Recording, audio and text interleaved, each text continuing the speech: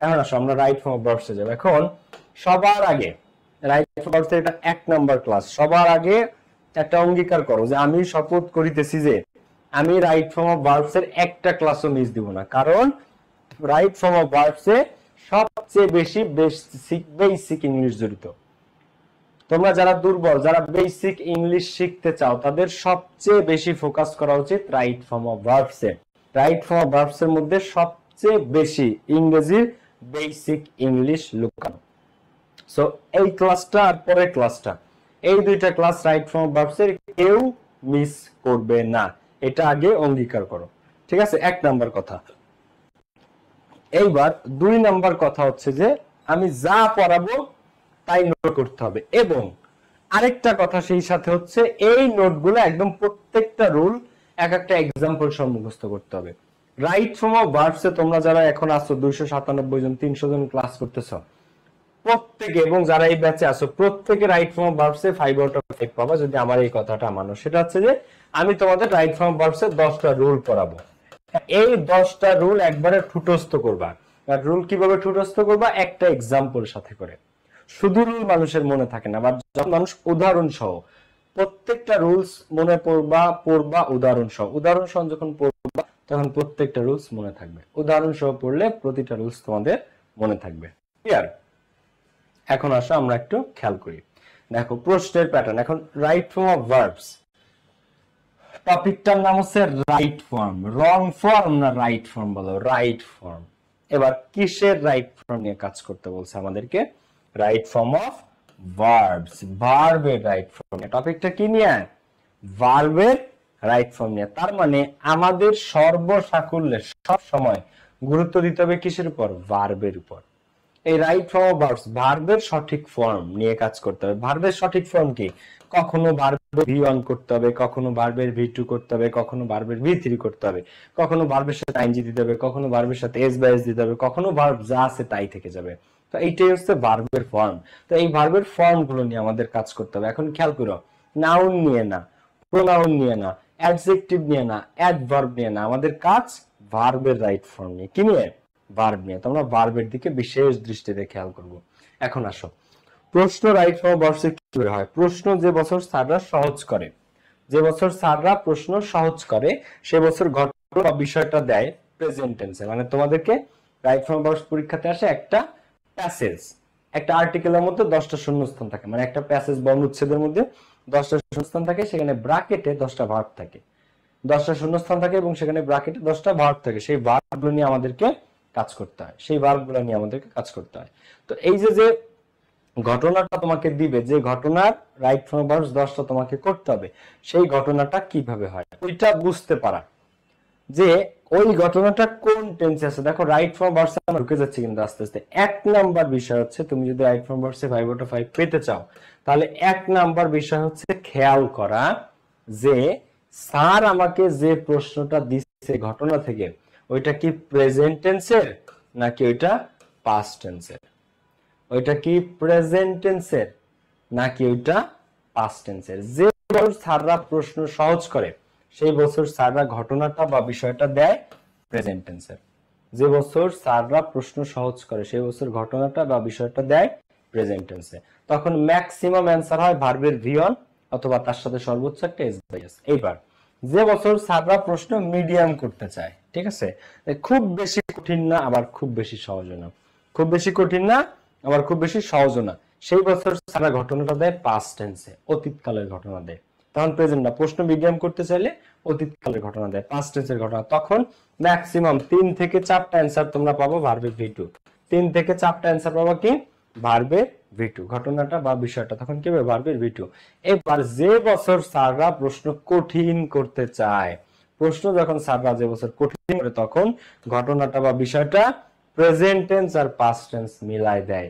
এটা ওই ঘটনার অর্ধেক থাকে প্রেজেন্ট টেন্সে, পরের অর্ধেক থাকে পাস্ট টেন্সে, অথবা প্রথম অর্ধেক দেয় পাস্ট টেন্সে, পরের অর্ধেক দেয় প্রেজেন্ট টেন্সে। তোমাকে বুঝতে হবে, ধরতে হবে। তো এরকম অহরহ প্র্যাকটিস পাবা, অহরহ প্রশ্ন পাবা যখন প্র্যাকটিস করাবো, যে দেখবা অর্ধেক আছে প্রেজেন্ট টেন্সে, অর্ধেক আছে পাস্ট টেন্সে, অর্ধেক আছে পাস্ট টেন্সে, অর্ধেক আছে প্রেজেন্ট টেন্সে। ওই বছর স্যাররা প্রশ্ন কঠিন করতে চেয়েছিল, তাই রাইট ফর্ম ভার্বস অর্ধেক প্রেজেন্ট অর্ধেক পাস্ট। যে বছর মিডিয়াম করে তখন অলওয়েজ পাস্ট টেন্স। আর যে বছর সহজ করে, বিশেষ করে ঢাকা বোর্ডের কোয়েশ্চেন, বিশেষ করে ঢাকা বোর্ডের কোয়েশ্চেন সহজ করে এবং ওরা আজীবনী প্রেজেন্ট টেন্সে দেয়। ঢাকা বোর্ড কোয়েশ্চেন সহজ করে এবং তারা আজীবনী প্রেজেন্ট টেন্সে দিয়ে থাকে। ক্লিয়ার? ওকে, এইবার আমরা সামনের দিকে আগাবো এবং আমরা রুলসে ঢুকে যাব আস্তে আস্তে। সবাই একটু খেয়াল করো, ঠিক আছে? দেখো আমরা এখন রুলসে চলে যাব।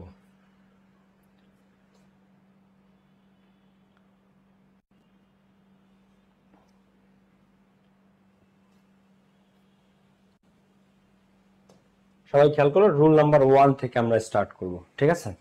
সবার আগে কি বলছি, যদি ঘটনা প্রেজেন্ট টেন্সে হয়, প্রশ্ন যে বছর সহজ করবে স্যাররা, সেটা কি ঘটনা প্রেজেন্ট টেন্সে হবে। এখন রাইট ফ্রম ভার্বস এইটা ধরতে পারা হচ্ছে সবচেয়ে বড় সাকসেস।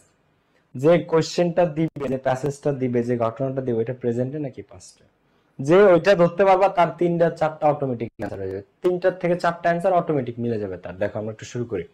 তো ঘটনা যদি প্রেজেন্ট টেন্সে হয়, প্রেজেন্ট ইনডিফিনিট টেন্সে, অর্থাৎ এমন একটা ঘটনা যেটা বর্তমান কালের কোনো টপিক নিয়ে, যেমন রোড অ্যাক্সিডেন্ট নিয়ে, ফুড অ্যাডাল্টারেশন নিয়ে, ক্রিকেট খেলা নিয়ে, ফুটবল খেলা নিয়ে, দেশপ্রেম নিয়ে, এডুকেশন শিক্ষা নিয়ে, অনেস্টি সততা নিয়ে, সিনসিয়ারিটি আন্তরিকতা নিয়ে, এই ধরনের টপিক নিয়ে যখন প্রশ্ন হয় তখন সেগুলা প্রেজেন্ট ইনডিফিনিট টেন্স হয়। তো প্রেজেন্ট ইনডিফিনিট টেন্সের রুলটা এটা কে কে জানো? Subject third person singular number হলে মূল ভার্বের সাথে সবসময় একটা এস বা ইএস যুক্ত হয়। হলে মূল ভার্বের সাথে, এখানে দেখো, হলে মূল ভার্বের সাথে, কার সাথে? মেইন ভার্বের সাথে, মূল ভার্বের সাথে এস বা এস যুক্ত হয়। আর যদি থার্ড পারসন সিঙ্গুলার না হয় তাহলে কিন্তু ভার্ব যা আছে তাই থেকে যাবে। তাহলে প্রেজেন্ট ইনডিফিনিট টেন্সে সাবজেক্ট যদি থার্ড পারসন সিঙ্গুলার নাম্বার হয় তাহলে ভার্বের সাথে কি একটা এস বাই এস। আর থার্ড পারসন সিঙ্গুলার না হয়ে যদি থার্ড পারসন প্লুরাল হয় তখন কিন্তু এস বাই এস দেওয়া যাবে না, ভার্ব যা আছে তাই থাকবে, তখন এস বাই এস দেওয়া যাবে না। এখন পারসন ভাই কি, ভাইয়া পারসন কি? থার্ড পারসন সিঙ্গুলার নাম্বার হলে ভার্বের সাথে এস বাই এস। এখন আমি তো পারসনই চিনি না ভাইয়া, এখন আমি কি করব? তো কোনো সমস্যা নাই, পারসন আমি চিনাই। ফার্স্ট পারসন কে বলো তো? ফার্স্ট পারসন হচ্ছে আই আর উই। ফার্স্ট পারসন কে? আই, উই, আরেকটা আওয়ার, ঠিক আছে? আচ্ছা সেকেন্ড পারসন কে বলো তো? সেকেন্ড পারসন কে? ইউ আর ইয়োর, ঠিক আছে? আচ্ছা থার্ড পারসন কে? এই আই, উই, ইউ, ইয়োর বাদে আল্লাহ দুনিয়ায় যা আছে সবই থার্ড পারসন। কিন্তু বহুল ব্যবহৃত থার্ড পারসন কারা? সবচেয়ে বেশি কোন থার্ড পারসন আমাদের কাজে লাগে?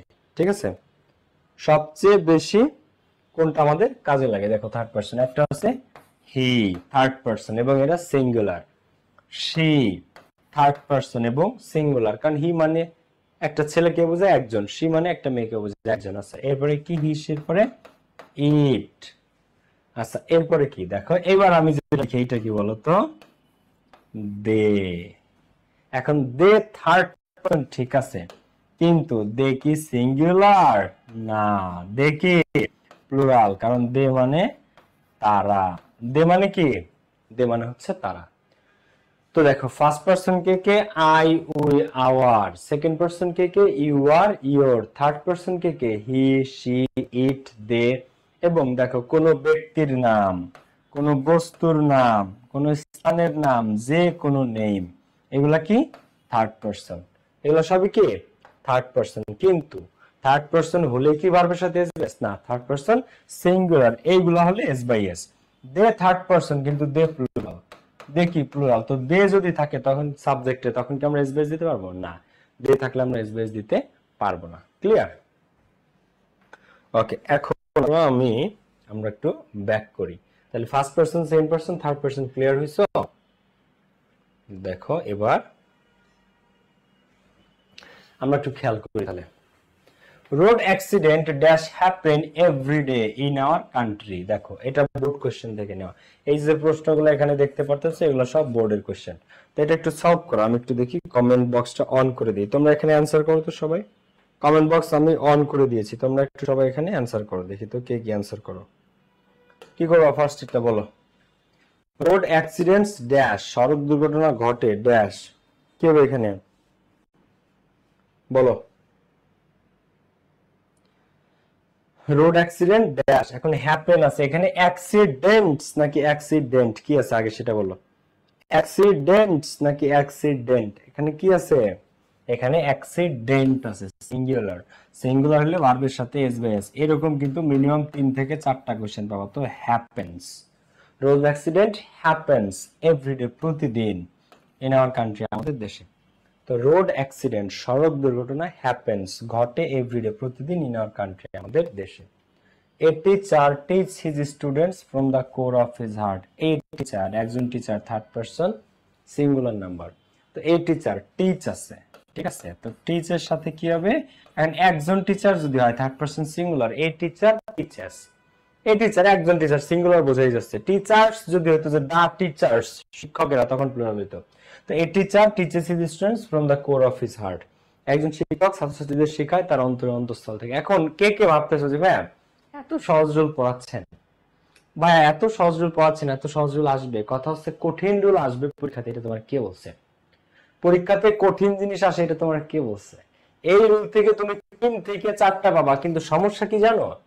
তোমরা বুঝতেই পারো না যে এই 3টা বা 4টা অপশন এই রুল থেকে আসছে, তোমরা ধরতে পারো না। পরীক্ষার হলে কিছু স্টুডেন্ট আছে যারা পরীক্ষার হলে ও বসে বসে চিন্তা করে রোড অ্যাক্সিডেন্ট হ্যাপেন্স, এখানে জাস্ট একটা এসবিএস না, এখানে অন্য কিছু হবে। রোড অ্যাক্সিডেন্ট ইজ হ্যাপেনিং, অথবা রোড অ্যাক্সিডেন্ট হ্যাজ হ্যাপেন্ড, অথবা road accident are happening everyday. ও সহজ প্রশ্নটা পরীক্ষার হলে বসে বসে কঠিন বানায়। প্রশ্ন সহজ, কিন্তু ও মনে করে না এত সহজ জিনিস তো আসবে না। ও পরীক্ষার হলে বসে বসে সহজ প্রশ্নে ও কঠিন বানায়, ঠিক আছে। কিন্তু আমি 8 বছর ধরে ইংলিশ পড়াই, কি আসে না না আসে আমার থেকে ভালো কেউ জানো না। ক্লিয়ার? তো কথা হচ্ছে এই রুল থেকে প্রশ্ন আসে, তোমরা ধরতে পারো না। এই ধরাটা শিখতে হবে। আমি রুলস জানি কিন্তু আমি রুল অ্যাপ্লাই করতে পারি না। আমি রুলস জানি কিন্তু এ বি সি ডি কোন শূন্যস্থানে কোন রুল থেকে প্রশ্ন দিচ্ছে এটা আমি ধরতে পারি না। তাহলে কিন্তু ওই রুলস জানার কোনো মানে হলো না। Clear? So a teacher teaches his students from the core of his heart.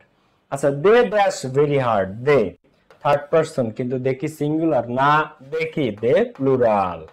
Plural, plural হলে ভার্বের সাথে এসবিএস হয় না, যা আছে তাই। They work very hard, they work very hard. They third person plural number, so work, work কি থেকে যাবে। এরপর একটা দেখো, দ্য স্টুডেন্ট, ছাত্রছাত্রীরা, spend a lot of time on social media nowadays. Nowadays মানে বর্তমানে। তো বর্তমানে ছেলেমেয়েরা অনেক বেশি সোশ্যাল মিডিয়া ইউজ করে। তো the students spend a lot of time, এখন স্টুডেন্ট নাকি ডেন্টস? স্টুডেন্ট নাকি স্টুডেন্টস? এখানে কি আছে দেখো তো, স্টুডেন্টস আছে, এস আছে। তো প্লুরাল, প্লুরাল হলে ভার্বের সাথে এস বেস হবে না, যা আছে তাই। Spend a lot of time on social media nowadays. এখন অনেকে ভাববে যে ভাই যা আছে তাই বসাবো না, এরকম তো প্রশ্ন হইতে পারে না, এটা তো কঠিন হবে, অন্য কিছু হবে। আমার মনে হয় ভুল হচ্ছে। আবার চিন্তা করছি ভাই দেব পরে ওয়ার্ক আছে, ওয়ার্কই বসে যাবে, বেস্ট ফ্রেন্ড বসে যাবে। কিন্তু আসলে কিন্তু এরাই কারেক্ট। প্রশ্ন যদি প্রেজেন্ট টেন্সে হয়, ঘটনাটা যদি প্রেজেন্ট হয়, 3 থেকে 4টা পাবা তোমরা মিনিমাম। এইভাবে হয়তো এস বাই এস হবে, না হয় যা আছে তাই, মিনিমাম 3 থেকে 4টা। ওকে, এখন আসো, আমি কমেন্ট বক্স অফ করে দিলাম, আমার সামনের দিকে আগাই। এবার আসো পরবর্তী রুলস আমরা যাব। থ্যাংক ইউ, তোমরা অনেক সঠিক উত্তর করেছো। সোনি আক্তার, কেয়া, নাজিফা ইসলাম, নুসরাত জাহান, আসমা আক্তার, মুক্তা, মিম ইসলাম, এস এ স্বর্ণা, জেরিন আক্তার, লিমা, সবাই সঠিক উত্তর করেছো। ওকে, এইবার আসো রুল নাম্বার 2 তে। দেখো, একটা সেন্টেন্সে, কয়টা সেন্টেন্সে? একটা সেন্টেন্সে সাধারণত একটা ভার্ব থাকে। আমরা যত পড়াশোনা করি, যা করি, আমরা কি পাই? একটা সেন্টেন্সে সাধারণত একটা ভার্ব থাকে, ঠিক আছে, একটা ভার্ব। যেমন ধরো, আই স হিম, আমি তাকে দেখেছিলাম। এখন আই একটা সাবজেক্ট, স একটা ভার্ব, হিম একটা object, plus subject plus verb plus object. এটা হচ্ছে একটা নরমাল সেন্টেন্সের স্ট্রাকচার, তাই না? এটা হচ্ছে একটা নরমাল সেন্টেন্সের স্ট্রাকচার। তো একটা সেন্টেন্সে একটা সাবজেক্ট থাকে, একটা ভার্ব থাকে, একটা অবজেক্ট থাকে। বাট কখনো কখনো চাইলে 2টা ভার্ব ব্যবহার করা যায়, তার চেয়ে বেশি ভার্বও ব্যবহার করা যায়। কিন্তু 2-এর বেশি হলে তখন আমার মাঝখানে ক্লজ মার্কার বসে, এটা আসবে সামনে আস্তে আস্তে। কিন্তু আমি যেটা বলতেছি, দেখো, একটা সেন্টেন্সে একটা সাবজেক্ট থাকে, একটা অবজেক্ট থাকে, কিন্তু কখনো কখনো তোমরা একটা সেন্টেন্সে ভার্ব পাবা 2টা। কয়টা পাবা? 2টা। কখনো কখনো একটা সেন্টেন্সে তোমরা ভার্ব পাবা দুইটা। তো যখন তোমরা একটা সেন্টেন্সে দুইটা ভার্ব পাবা, যেমন এখানে কি ছিল, আই স হিম, আমি তাকে দেখেছিলাম। এবার সেম সেন্টেন্সটা আরেকজন বলতেছে যে আই স হিম, এখানে ব্র্যাকেট আছে, যেমন ধরো আমি এখানে দিলাম যে I saw him draw a picture, আমি তাকে দেখেছিলাম ছবি আঁকতে, ফর এক্সাম্পল। হ্যাঁ, দেখো এরপরে আই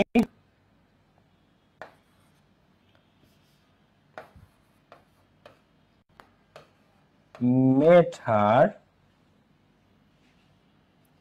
আমি তার সাথে সাক্ষাৎ করেছিলাম ওয়াইল,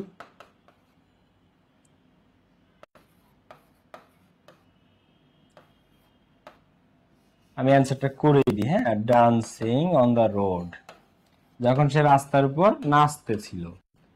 এখন দেখো তো এখানে একটা সেন্টেন্সে সাধারণত একটা ভার্ব থাকে, কিন্তু এই যে সেন্টেন্সটা লেখা হয়েছে এইখানে প্রথমে একটা ভার্ব আছে স, ঠিক আছে, এটা হচ্ছে 1 নাম্বার ভার্ব। এরপরে আরেকটা ভার্ব আসছে, সেটা হচ্ছে ড্র। তাহলে একটা সেন্টেন্সে ভার্ব হলো কয়টা? দুইটা। এইখানে একটা ভার্ব আছে, হ্যাঁ, মেট। এইখানে আরেকটা ভার্ব আসছে, ডান্স। তাহলে একটা সেন্টেন্সে ভার্ব আসতেছে কয়টা করে? দুইটা করে। তো একটা সেন্টেন্সে সাধারণত একটা ভার্ব থাকে, কিন্তু কখনো যদি একটা সেন্টেন্সে দুইটা ভার্ব পাও তোমরা, তখন সেকেন্ড ভার্বটার সাথে আইএনজি দিতে হয়। কি দিতে হয়? আইএনজি।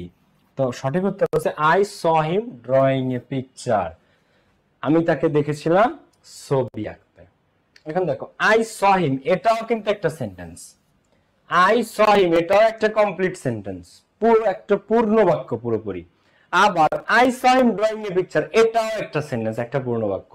তো তুমি সবসময় যে একটা ভার্বই পাবা সেন্টেন্সে তা না, কখনো কখনো দুইটা ভার্বও পাবা। যখন দুইটা ভার্ব পাবা তখন সেকেন্ড যে ভার্বটা, প্রথম ভার্বটা না, কোনটা?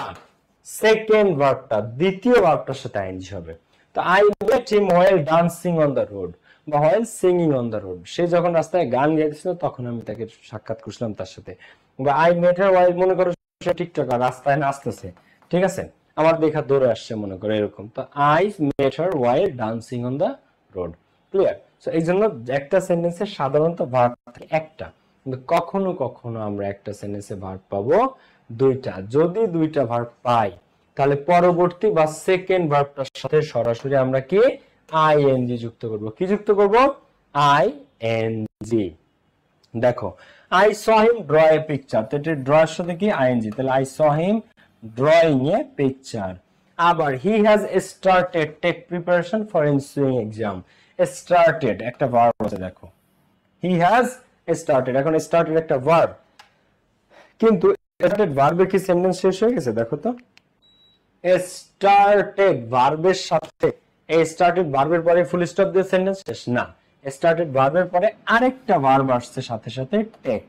তাহলে সেকেন্ড ভার্বটা কে বলো তো? সেকেন্ড ভার্বটা হচ্ছে টেক। তাহলে একটা সেন্টেন্সে ভার্ব আসলো দুইটা, যদি দুইটা ভার্ব আসে সেকেন্ড ভার্বের সাথে কি হয়? আইএনজি। তো হি হ্যাজ স্টার্টেড টেক না, টেকিং। কি? Taking. He has started taking preparation for ensuing exam. ঠিক আছে। আচ্ছা, আরেকটা উদাহরণ আমি আরো কয়েকটা দিই তোমাদেরকে। দেখো, ধরো তোমাদের এক বন্ধু, সে অনেক ধূমপান করত, কিন্তু গত মাসে সে তাবলিগে গিয়ে এক চিল্লা করে এসে সে এখন দিনের পথে আসছে। ঠিক আছে, দিনের পথে আসছে, এখন সে ধূমপান বন্ধ করে দিছে গত সপ্তাহ থেকে। তো he stopped, he stopped dash, bracket হচ্ছে smoke, he stopped smoke dash from last week. দেখো দেখো হি স্টপড স্মোক, দেখো he stopped smoke from last week. আবার মনে করো এখানে ড্রিঙ্ক আছে, কি আছে? ড্রিঙ্ক। আচ্ছা, অ্যালকোহল ফ্রম লাস্ট উইক। ঠিক আছে, এখন দেখো তো এখানে আনসার কি হবে? He stopped. এখন স্টপ একটা কি বলো? ভার্ব। স্টপ একটা ভার্ব, কিন্তু সেন্টেন্স শেষ না হয়ে আরেকটা ভার্ব আসছে স্মোক। সেন্টেন্স শেষ না হয়ে আরেকটা ভার্ব আসছে স্মোক। তাহলে একটা সেন্টেন্সে ভার্ব আসলো কয়টা? দুইটা। হি স্টপড, স্টপ একটা ভার্ব, স্মোক আরেকটা ভার্ব। তো হি স্টপড স্মোকিং, সে ধূমপান বন্ধ করে দিয়েছে ফ্রম লাস্ট উইক, গত সপ্তাহ থেকে। আবার হি স্টপ ড্রিঙ্ক অ্যালকোহল, এই ড্রিঙ্কটা কি হয়ে যাবে আইএনজি সেকেন্ড ভার্বের সাথে, তাহলে drinking alcohol, he stop drinking alcohol from last week. Clear? তো একটা সেন্টেন্স দুইটা ভার্ব থাকলে সেকেন্ড ভার্বের সাথে কি হয় আইএনজি। আচ্ছা, আবার আরেকটা ইয়া দেখাই তোমাকে, যে হি হেল্পড মি, সে আমাকে সাহায্য করেছিল।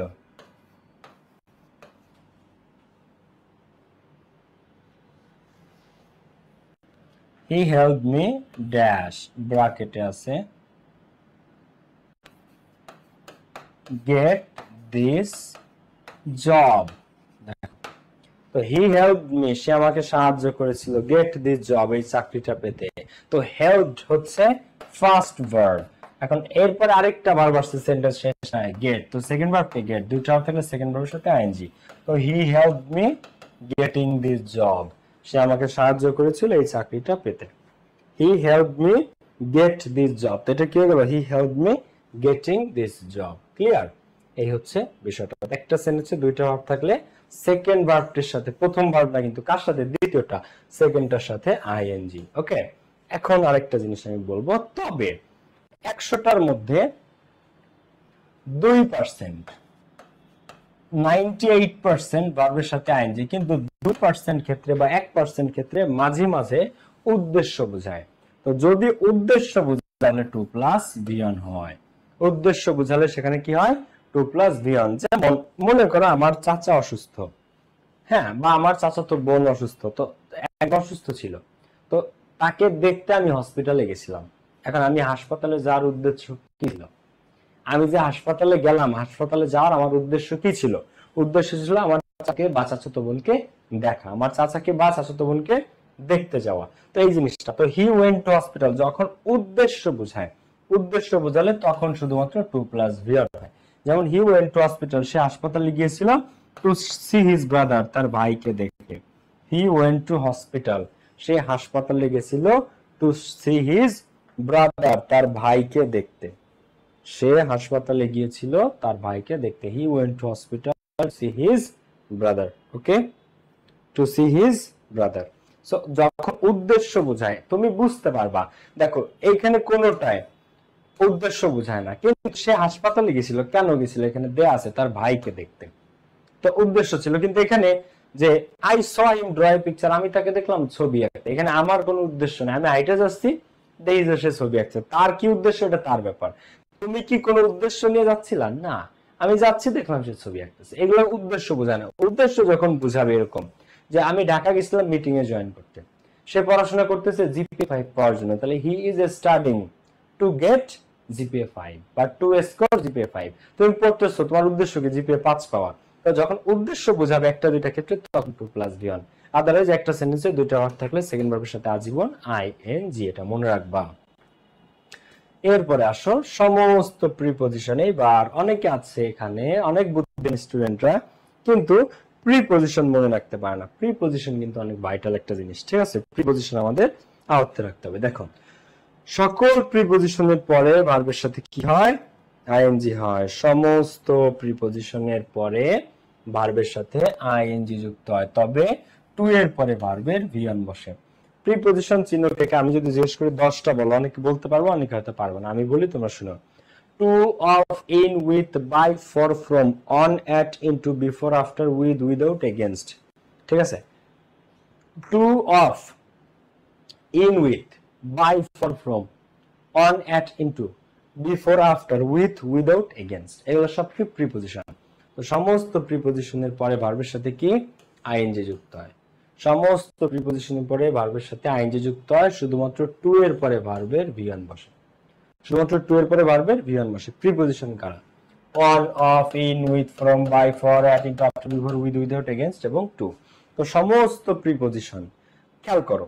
আই স্টপ থিংকিং অফ, এই রুল থেকে কিন্তু 100% প্রশ্ন পাবা। তোমাদের এই যে রুলগুলো পড়াচ্ছি, এর প্রত্যেকটা থেকে তোমরা প্রশ্ন পাবা। একদম লিখে রাখো আমার কথা, আমার কথা লিখে রাখো। এই প্রত্যেকটা আমি তোমাদের একটু পরে 24-25 এর কোশ্চেনও করাবো।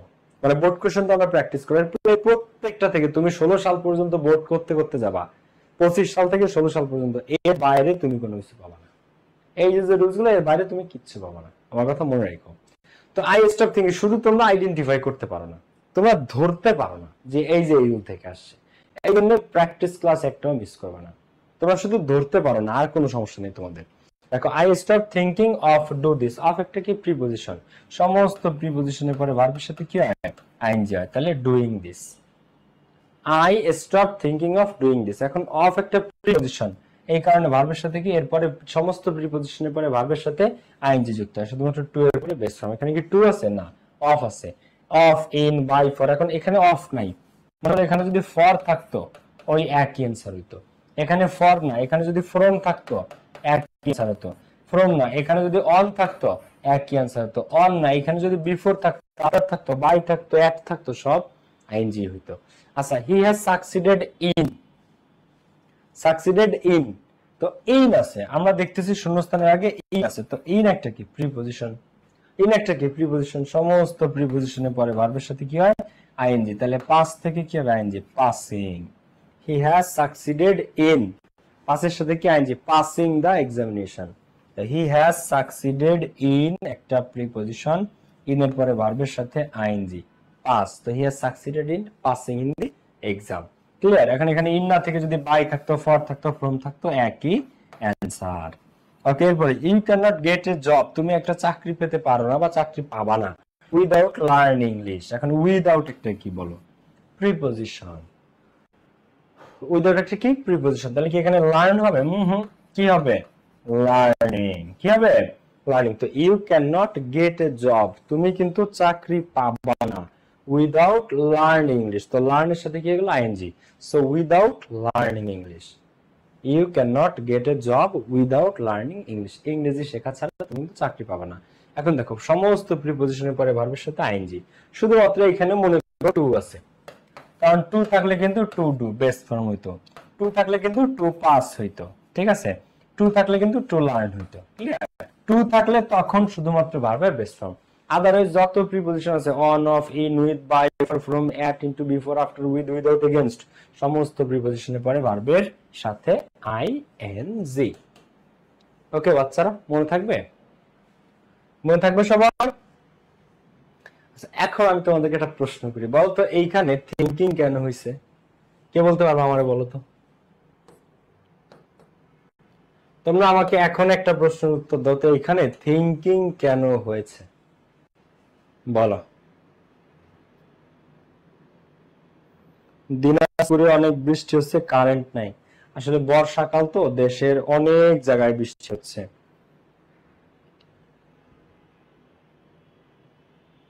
দেশের অনেক জায়গায়, আচ্ছা,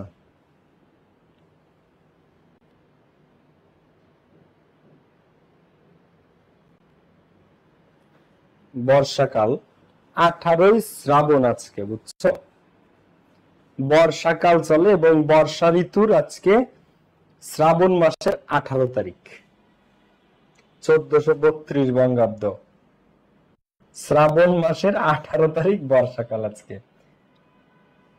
আমার আম্মুরা বাবারা ভালো বাংলা মাস জানে, আমরা তো জানি না। ওকে, সো বোঝা গেছে এটা। I stop thinking of do this, এখানে থিঙ্কিং হয়েছিল কারণ স্টপ একটা ভার্ব, স্টপের পরে থিঙ্ক সেকেন্ড ভার্ব, তো সেকেন্ড ভার্বের সাথে কি হয়, আইএনজি, কি হয়, আইএনজি, এই কারণে সেকেন্ড ভার্ব স্টপের পরে থিঙ্কের সাথে আইএনজি আছে, থিঙ্কিং, এই কারণে স্টপের পরে থিঙ্ক আছে, এই কারণেই থিঙ্কের সাথে আইএনজি আছে, থিঙ্কিং। ক্লিয়ার?